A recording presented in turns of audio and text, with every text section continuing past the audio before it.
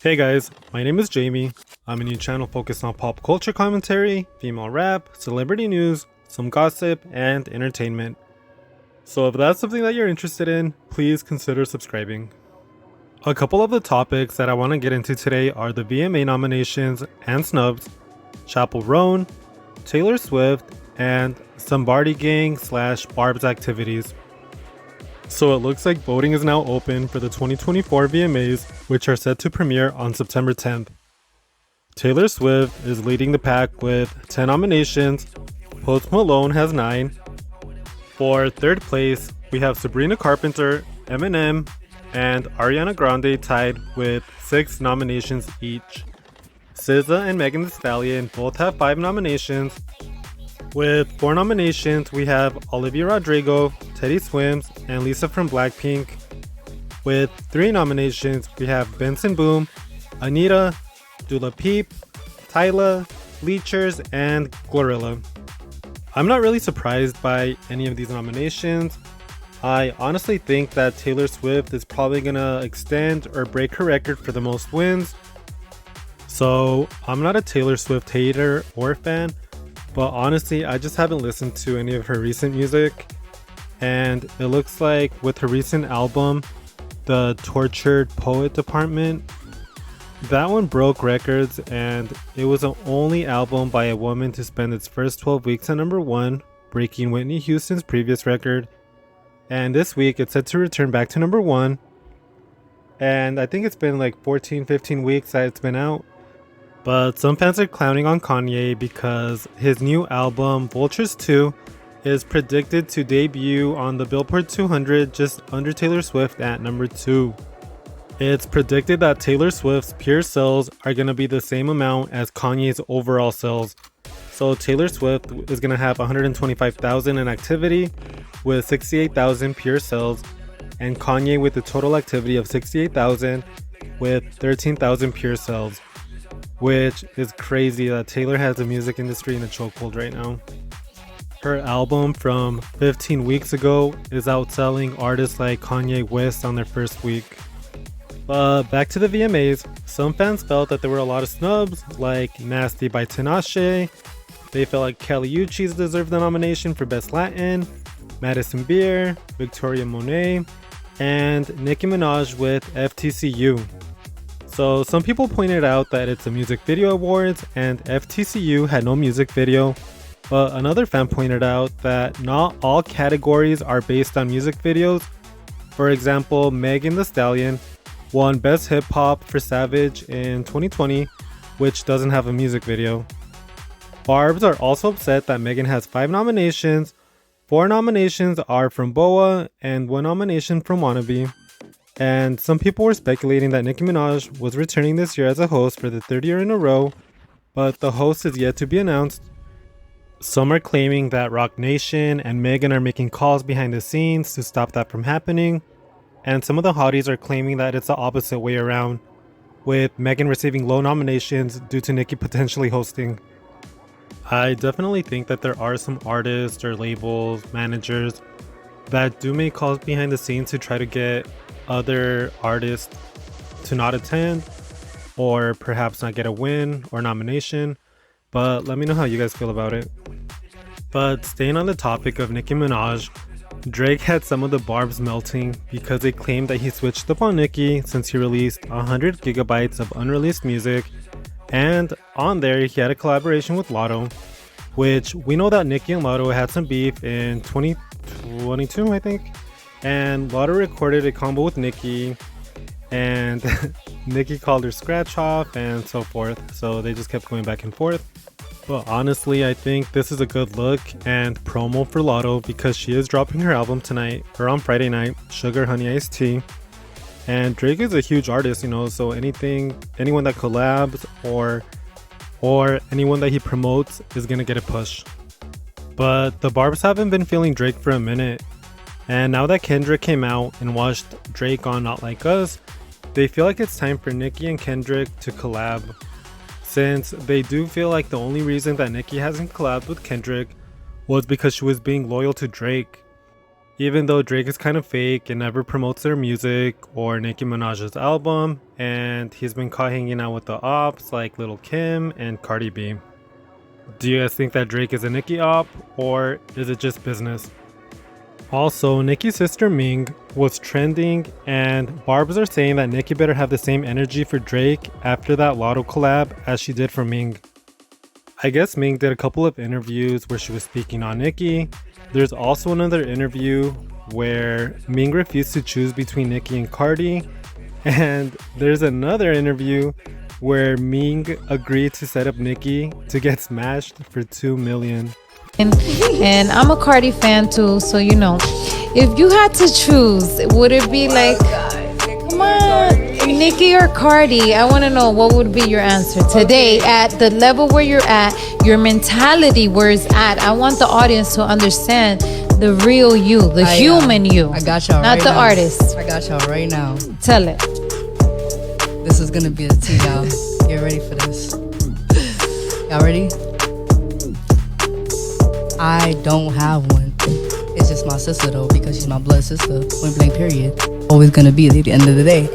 Reason why I say this too is, you know, both of them, like they grew up. They're hustlers. Yeah, they're hustlers. Both At the end of the day, they still made something of themselves. They still like paved the way for younger black women to get into the industry, like, you know, to have something go for themselves, like even have a dream.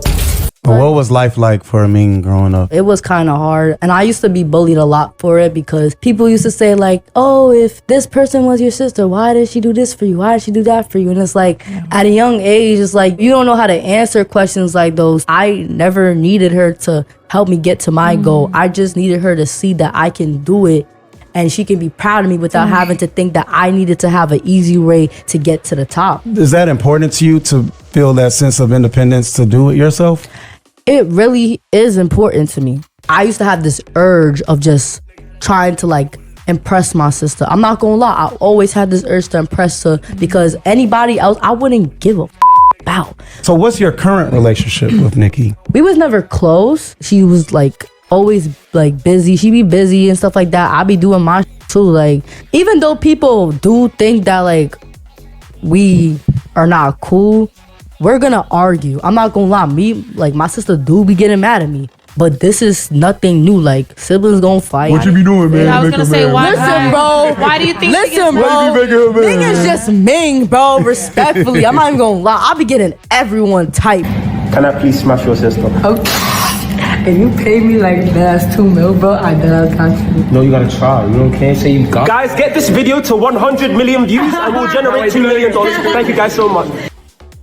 Why would a person speak on a person they love? Why would a person speak openly about a private person? Why would a person do that? Why would a person do that? Who would you speak about in your interviews if someone wanted to interview you?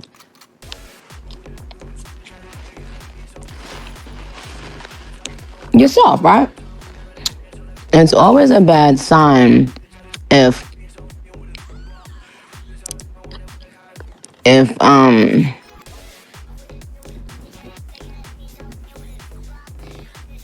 person who's not even in your line of work,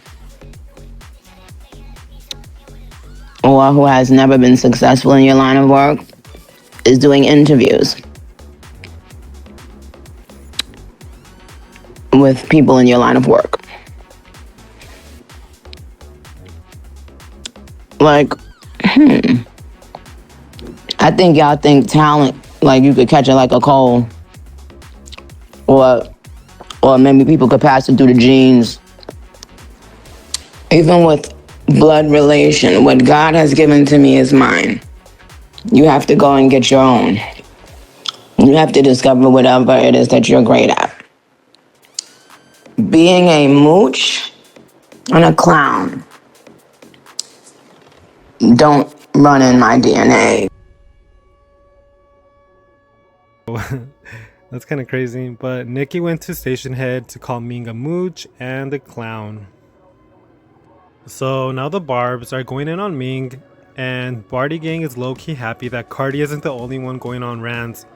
But as we know, Cardi is pregnant. She filed for divorce from that Migos guy. She's claiming that she's gonna drop her album. She got some shots fired at her from Ice Spice and JT. So it looks like Nicki and Cardi are giving their fan bases a lot of content to throw at each other. But speaking of Ice Spice and JT, it looks like JT's City Cinderella album or mixtape is supposed to drop about 155 spots from number 27 on Billboard 200 to 182 its second week. And it's also predicted to leave the Billboard 200 the following week. Ice Spice's Y2K album debuted on the Billboard 200 at number 18 with 28,000 sales its first week. So the girls were taking shots at Cardi, and Ice Spice even claimed that she was gonna take Cardi's spot, taking her spot. But anyways, they weren't able to reach the success of Cardi's debut album, Invasion of Privacy, which debuted at number 1 and sold 255,000 album units with 103,000 from pure sales. But at this point, it looks like none of the other rap girls, including Megan and Doja, are able to move units like Nicki and Cardi. Remember, Nicki did 228,000 units its first week and 92,000 units coming from pure sales for Pink Friday 2. So let me know if you think that Cardi or Nicki have been replaced, or if Cardi will do even lower sales with her alleged upcoming album and get replaced. But speaking of replacements, some are saying that Chappell Roan is here to replace Taylor Swift, since a handful of her songs are expected to see a boost and new peaks on next week's Billboard Hot 100. Some are calling her an industry plant, but honestly, I don't think an industry plant would be able to draw the crowds that Chappell Roan does. Like, if you see her festivals or concerts, whatever, hella people. It also looks like some fans are speculating that Taylor might have endorsed Vice President Kamala Harris in a recent Instagram post. And for Taylor Swift, she never really gets political or gives her opinion on a lot of these controversial topics. So if this is true, this is a big deal, honestly. So people are kind of speculating that this is Taylor's subliminal way of endorsing Kamala, because on one of her Instagram posts, she kind of snuck in a picture in there like halfway through her post. Like there was like maybe 10 pictures. She snuck one in halfway, and on the back of the stage, it looks like it's an outline of Kamala Harris. And if this is to be true, then I feel like it's almost a guaranteed win for Kamala, because the Swifties do not play. So it looks like Kamala also has the support of the Hotties and the Beehive, because Beyonce donated $4 million to Kamala's political campaign, and hopefully the Barbz will jump into. But anyways, this is not a political channel. I just spoke on this topic because the rap girlies were involved. But let me know how you guys feel down in the comments, and I'll catch you guys on the next one. Peace.